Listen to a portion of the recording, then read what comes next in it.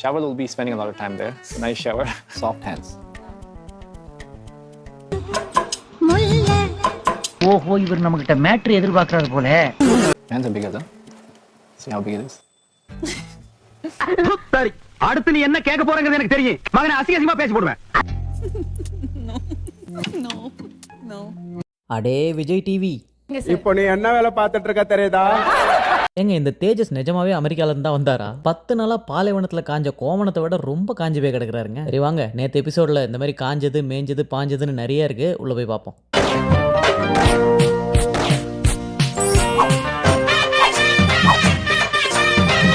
பசங்கள்கிட்ட பொண்ணுங்க கான்டாக்ட்ஸு, பொண்ணுங்கள்ட்ட பசங்க கான்டாக்ட்ஸ் சேவ் பண்ண ஒரு ஃபோனை கொடுத்துட்டாங்க. அதுக்கப்புறம் தாங்க பல உண்மை வெளியே வந்துச்சு. எல்லாரும் புதுசாக ஒருத்தவங்களை பார்த்து பிட்டு போட ட்ரை பண்ணும்போது காஜி தேஜஸ் மட்டும் பிட்டு போடத்தையே ஓட்டிட்டு இருந்தாரு. கூட இருந்தாலே அப்படிதான். he doesn't keep his hands to himself. அவ்வளவு very மாப்ளக்கே.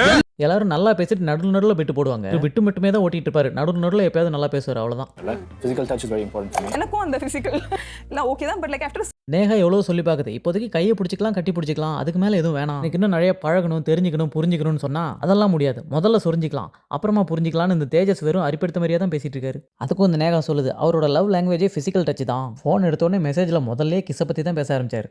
She has kissable lips.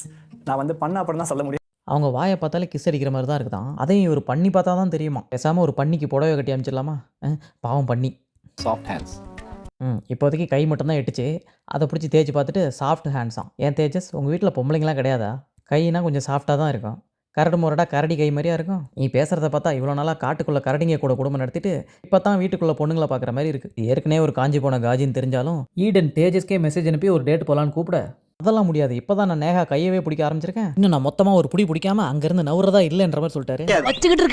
நேற்று நம்ம வீடியோவில் மோனிஷாவோட தில்லங்கடியெல்லாம் போட்டு காட்டணும்ல, அது வெக்கைக்கு ஓரளவுக்கு பிரிஞ்சு போயிடலான்னு சொல்லி பிரேக்கப் பண்ணிட்டு போயிட்டாரு. அது ஆகிறதுக்கு முன்னாடி ஆபித்துக்குலாம் மெசேஜ் பண்ணி எனக்கு யார் கூட இங்கெல்லாம் அவ்வளோ சீக்கிரம் கனெக்ட் ஆகலன்னு வேற சொல்லிட்டு இருந்தாங்க. வெக்கவே இவங்களுக்கு விடவும் மனசு இல்லை, அவர் கூட இருக்கவும் மனசு இல்லை. ஸோ தேஜஸ்க்கு ஆள் இருக்குன்னு தெரிஞ்சும் ஈடன் தேஜஸ்க்கு ஒன் சைடாக ரூட் விட மோனிஷாக்கு வெக்கே கூட இருந்தாலும் உங்கள் லவ் எப்படி போகுது, உனக்கு யாரும் இன்னும் செட் ஆகலையான்னு ஆபித் கிட்ட தினேஷ் கிட்டன்னு பிட்டு போட்டு வைக்க தினேஷோ ஒரு பக்கம் வீணாவை கரெக்ட் பண்ணி ஓரளவுக்கு செட்டில் ஆயிட்டாரு. ஆனா மோனிஷாவுக்கு ரூட் விட்டுட்டு இருந்த நம்ம வெக்கே சந்திர சிந்து பாடுற மாதிரி சிந்துவை டேட் கேட்க அவங்களும் ஃபைனலி அப்படின்னு சொல்லிட்டு ஓகே போலான்ட்டாங்க. தேஜஸ்க்கு ஒன் சைடா ரூட் விட்ட ஈடான் கதை என்னாச்சுன்னு கேட்டா அவங்க ராஜாவை கரெக்ட் பண்ணி ராணியாக ட்ரை பண்ணி அதுவும் சக்சஸ் ஆயிடுச்சு. இப்ப சொல்லுங்க பாப்போம் யாரை வச்சிருக்காங்கன்னு.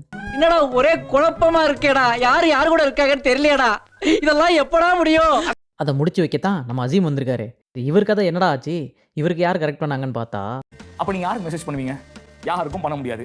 அந்த பொண்ணு அவன்கிட்ட பேசிகிட்டு இருக்கு, அவன் இதுகிட்ட பேசிகிட்டு இருக்கான். இப்படி எல்லா பொண்ணும் பிஸியாக இருக்கிறதுனால எனக்குன்னு யாருமே இல்லை, அதனால் என்னால் யார்ட்டையும் பேச முடியலன்னு சொன்னார். மற்றவங்களாவது சும்மா பேசாதவங்களா சாரி சொல்லி இதெல்லாம் முடிச்சிக்கலாம் நல்லா இருக்கலாம்னு சொல்லி பேசிகிட்டு இருந்தாங்க. ஆனால் அசீமும் அப்படி யார்ட்டையும் பேசலை, அவர்கிட்டையும் யாரும் அப்படி பேசலை. அவர் ஒரு டாமினன்ட், அவர் கேரக்டர் அதிகமாக பொண்ணுங்களுக்கு பிடிக்காது அதெல்லாம் சொன்னாலும் ஏற்கனவே கரெக்டான பொண்ணுங்களுக்கோ ஏதோ பொண்ணுங்களுக்கோ பிட்டு போட்டு பார்க்கணுன்ற எண்ணம் கூட அவருக்கு இல்லை. அதை பாராட்டலாம். அப்படியே பிட்டு போட்டாலும் யாரும் பேச மாட்டாங்கன்றீங்களா? அதுவும் சரி தான். டெக்ஸ்ட் பண்ண எதுவுமே இல்லை.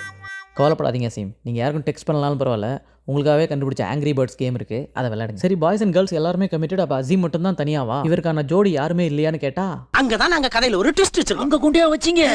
சீரியஸா ஐ அம் நாட் இன்ட்ரெஸ்டட். கனெக்ஷன் இந்த வீட்டுக்குள்ள யார்கிட்டயுமே எனக்கு இல்ல. நானும் கேட்கல, யாரும் என்கிட்டயும் கேட்கல. கவலைப்படாதீங்க பிரியங்கா, நீங்களும் ஃப்ரீ, அசீமும் ஃப்ரீ. ராஜமாதா வந்தாங்கன்னா உங்க 2 பேரையும் சேர்த்து வைக்காம விட மாட்டாங்க. உட்கார்ந்து பேசினா தீராத விஷயம் என்ன இருக்கு?